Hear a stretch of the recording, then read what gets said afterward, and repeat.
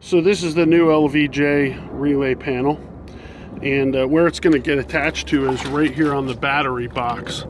So the first thing I need to do is remove the battery from the box so that I can drill some holes to attach these brackets to. Don't mind the spaghetti of wire as I'm reconfiguring a few things. In the end, I'll have it all cleaned up.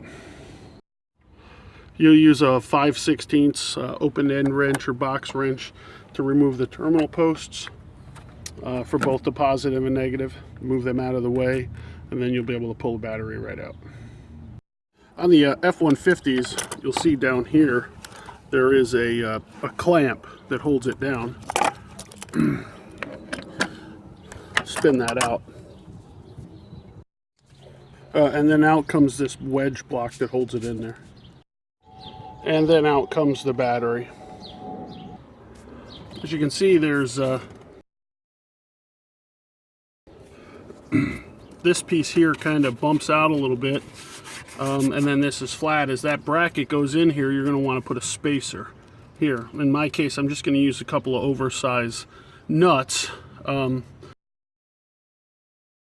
two probably 3/8 threaded nuts, and I'll put them in here, and that'll fill that void. So you can see I was able to mark the two bottom holes very easily. What I'm going to do is drill those two holes, put screws through them, because it's a little difficult to mark the third one accurately, or the last fourth upper one accurately. 3 screws coming through now, and I'll set that bracket on there. With it in place now, I can reach my hand up and accurately mark that 4th screw hole. Just remember, this isn't where it gets mounted. It gets mounted on that side. It's just hard to drill from that side. And there's that 4th mark there.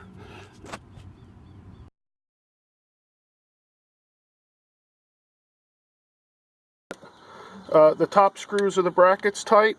I've got the side ones holding it in here tight. As you can see, the heads are in here. The threads are out on the other side.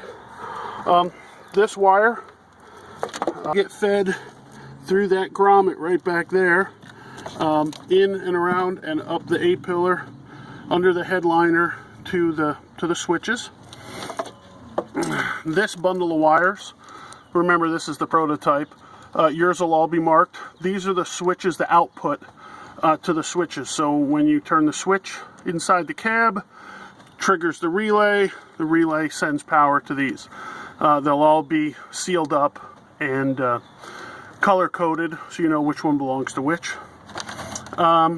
This red wire is the power wire. I'll show you how to install that in a second. And then the black wire is the ground. And what we're going to do with the ground is it's going to come right under here. And on the F-150s, there's a chassis ground right in here. I'll pop this loose. We'll put that ground underneath that, and then we'll have a good ground. I'll make sure to clean these wires up. In the process of doing that, I'm going to clean this mess up and get it tucked in behind the battery box before I put the battery back in. I've got the new ground installed here. There's 2 ground points here and here on the side of the engine compartment. The new ground comes down here, runs underneath here. Now I'm going to start working on the power cable. Alright, we're got everything cleaned up. The battery is back in place. I've got the cover on the new relay box. Battery terminal, negative is on, positive is on. This is the positive red wire that comes out of it. As you can see, I've run it down here along the edge of the battery. I'll zip tie this up here. I wrap it around, and it comes up to an 80 amp fuse. This goes both ways. There's a big 80 written on the other side, and it's black, but I like seeing if the fuse is blown or not. So I mount it this way. It's got a cover that goes over it. As soon as I get the cover on and I get it all buttoned down, I'm going to wrap a few wraps of black electrical tape. I don't want that cover to pop off and rattle around and touch the radiator. Then my positive will come up here and tie into this. Do not make this connection yet. I found out the hard way. I just blew all the fuses. So because I've wrapped this up so it's easy to pull, the negative and the positive are all touching right there. So I'm sure I have to pull this cover off and change out all these. Not all of them, but just the 10 amp fuse here is probably blown. That's the power that lights up the switches and sends the power that opens and closes the relays. So in this particular case, I have 6 relays, 1, 2, 3, 4, 5, 6. So the first 1 through 4 are 25 amps, 5 and 6 are 15 amps. You can move these around any way that you want. If you want on 5 and 6 to have 25 amps, go right ahead, just move these fuses. Everything is sized to accommodate any one of these 6 circuits is 25 or even 30 amps. Your limiting factor is the 80 amp fuse here and the wire size that goes back here. So try to limit what you're running to under 80 amps. If not, you'll need to upsize that main wire. This whole relay setup can accommodate up to 150 amps if I'm not mistaken. Then what I send out with this kit is a 24-inch long zip tie. I kind of use it like a chase. So you can see what I did is I tucked it through the opening here, and then I'm going to wrap some tape around this, and we're going to fish this right through that hole. You want to make sure that as you're fishing it, you know where you want that wire. So if you want that wire to be tucked in real tight over here and run it up and around before it goes in there, then you need to feed the fish tape through that way also. So pay attention to what you're doing before you commit to get it into that hole.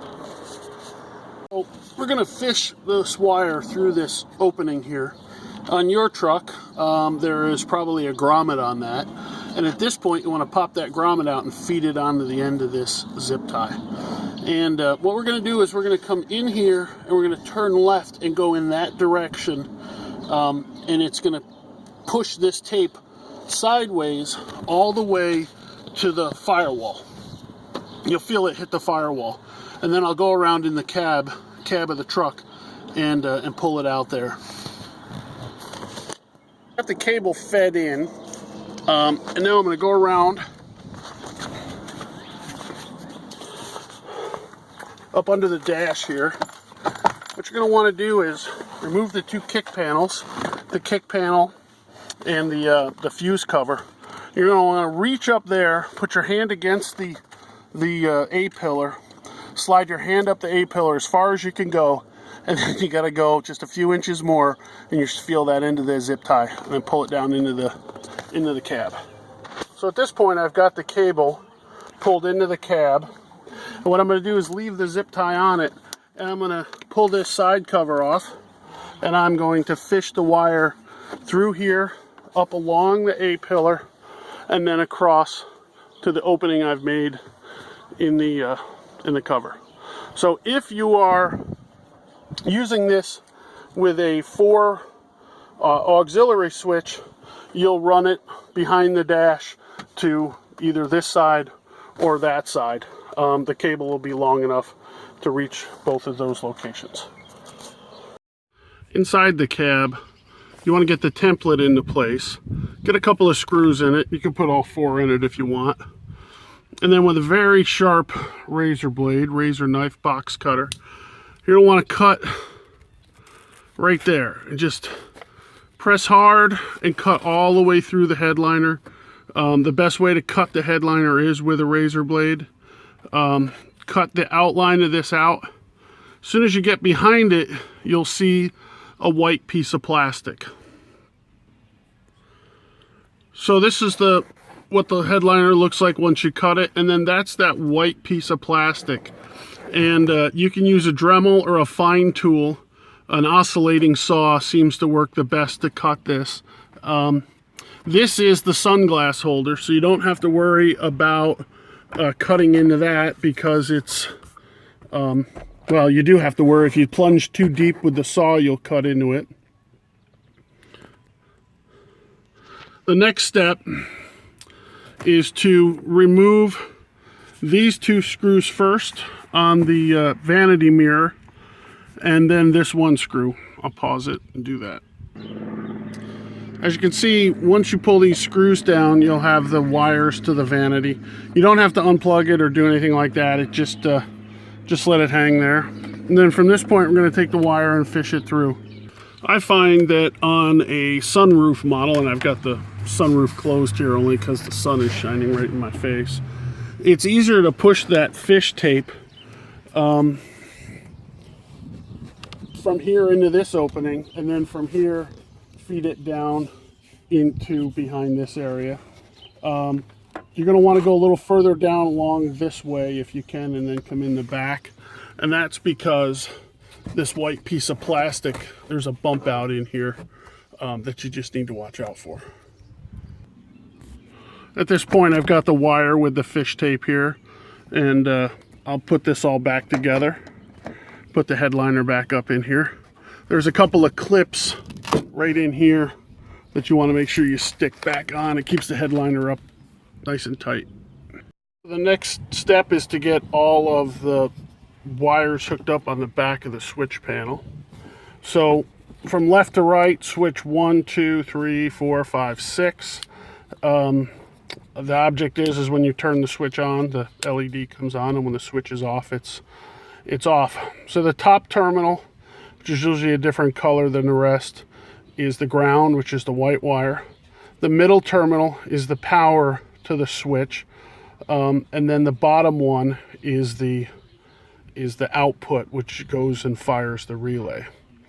So that's basically what it looks like to the wires, and then you just kind of push it all back in here and then button it up. So after you get the switches in, the next step is to make the connections to the aux switches. So in my case, I had a relay panel in here already, so all of my wires had terminated in the cab behind the dash. So I had to run this extra set of wires through the firewall to be able to tie back to that panel. But in your case, if it's a brand new relay, you'll just bring all your leads, your lights, your radio, whatever you're doing, bring it out to this point.